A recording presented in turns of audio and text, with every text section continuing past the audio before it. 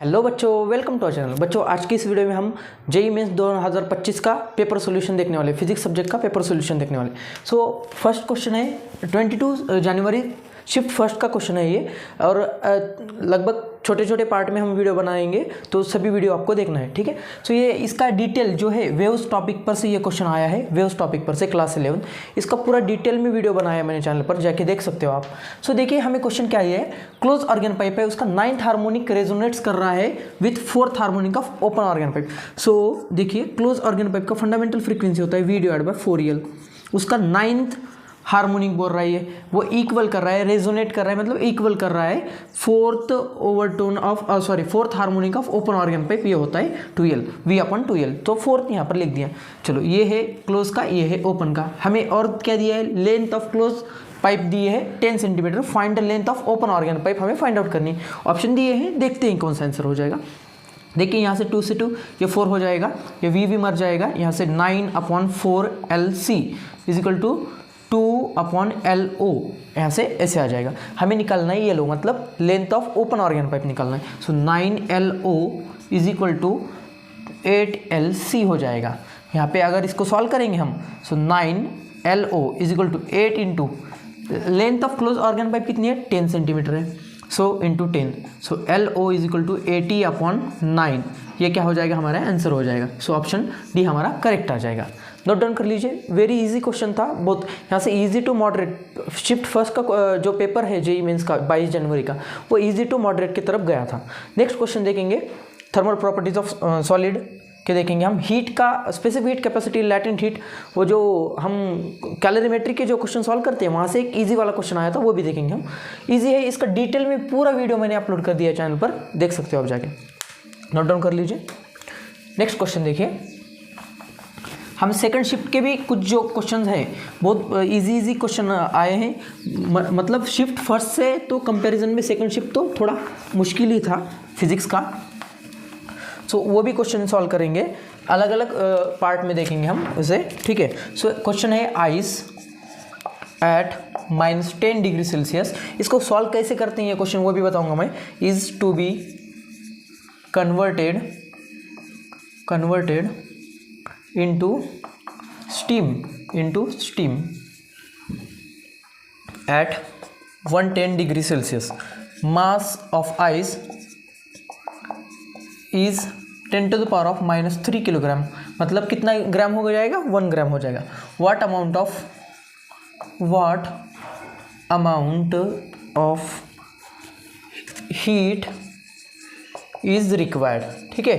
Option देखेंगे, बहुत सारे ऑप्शन दिए हैं। ऑप्शन ए है 730 कैलोरी, ऑप्शन बी है 900 कैलोरी, ऑप्शन सी है 1210 कैलोरी, और ऑप्शन डी है हमारा है ऑप्शन डी 870 कैलोरी। सो हम देखेंगे आंसर क्या हो जाएगा। पहले तो क्वेश्चन कैसे सॉल्व करते हैं, देखिए इस टाइप के क्वेश्चन को। यहाँ पे हमें दिया है एक आइस है, वो कितना है, -10 डिग्री सेल्सियस पर है। उसको कन्वर्ट करना है, हमें स्टीम में कन्वर्ट करना है, और स्टीम का टेम्परेचर दिया है 110 डिग्री सेल्सियस। सो टोटल इतना कन्वर्जन के लिए, और हमारा 1 ग्राम है, 10 to the power of -3 kilogram means 1 ग्राम हमारा आइस है। तो उसको टोटल हीट कितनी लगेगी, रिक्वायर्ड हीट कितनी है, वो निकालना है हमें। ईजी क्वेश्चन है, बस याद रखना है आपको। देखिए आइस को -10 डिग्री सेल्सियस से मुझे 0 डिग्री में जाना पड़ेगा, ठीक है। जब जाके क्या हो जाएगा, 0 डिग्री में जाने के लिए मुझे क्या करना पड़ता है, इसे हीट तो देना पड़ती। वो हीट रहती क्या, हमारी स्पेसिफिक हीट कैपेसिटी रहती, Q equal to MC delta T बोलेंगे इसे। बाद में ये हो जाएगा 0 डिग्री सेल्सियस आइस हो जाएगा।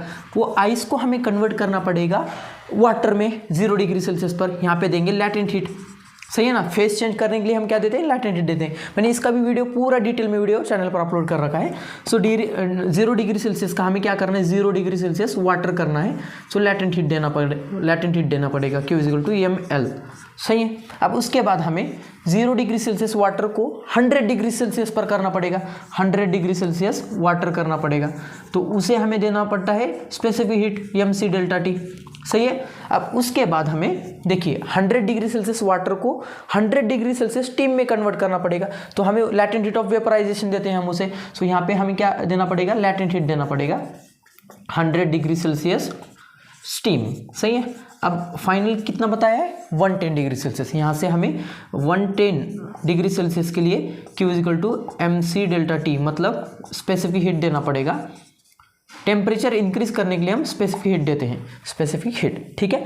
यहाँ तक आने के लिए कितनी हीट देना पड़ेगी वो है, सो इसे Q1 कहेंगे, Q2 हो जाएगा, Q3, Q4, ये Q5। इतनी हीट का जब सम करेंगे तो आपका आंसर आ जाएगा। सो देखते हैं, इसे नोट डाउन कर लीजिए, आप वीडियो पॉज करके नोट डाउन कर लीजिए।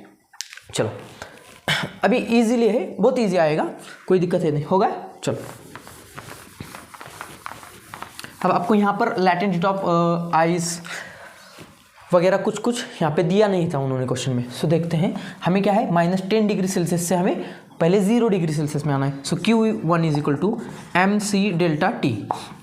MC डेल्टा T मास कितना है 1, हमारा C कितना है, specific heat capacity of ice कितना है, हमारा specific heat capacity of half हो जाएगा 1/2 इंटू यहाँ पे 0 -10 डिग्री सेल्सियस, तो ये हो जाएगा 0.5 इंटू ये 10, मतलब 5 कैलोरी। डायरेक्टली मैं कैलोरी में लिख रहा हूँ ये, ठीक है। Q1 हो गया। अब Q2 देखिए, हमें लैटेंट हीट देना पड़ेगा। यहाँ कहाँ पर आ गया, आप कहाँ पर आ गया, ये 0 डिग्री सेल्सियस पर आ गया।